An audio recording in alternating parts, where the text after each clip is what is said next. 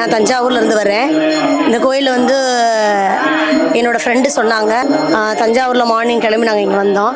இங்கே வந்தால் ரொம்ப பிரம்மாண்டமான ஒரு சிலை வந்து அவ்வளோ உயரமான ஒரு சிலையாக இருக்குது.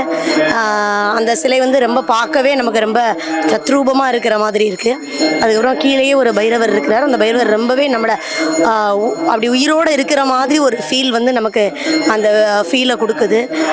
தேங்காயில் வந்து எண்ணெய் ஊற்றி விளக்கு போட்டால் நல்லது, கடன் தீரும் அப்படின்றாங்க. இது வந்து எனக்கு ஃபஸ்ட் டைம் தான். பட் என் ஃப்ரெண்டு போயிட்டு வந்தவங்க சொன்னாங்க கடன் தீருதுன்னு சொன்னாங்க, ரொம்ப நல்லது அப்படின்னு. பௌர்ணமிக்கு வந்து 108 காயின் வச்சு பூஜை பண்ணுறாங்க.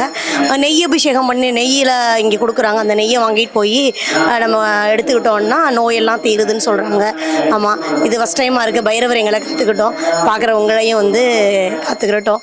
உங்களால் முடிஞ்சால் நீங்களும் வாங்க, அருள் பெறுங்க. நமது தென்னக காசி பைரவர் திருக்கோவிலில் நாள் முழுவதும் அன்னதானம் நடைபெறுகிறது.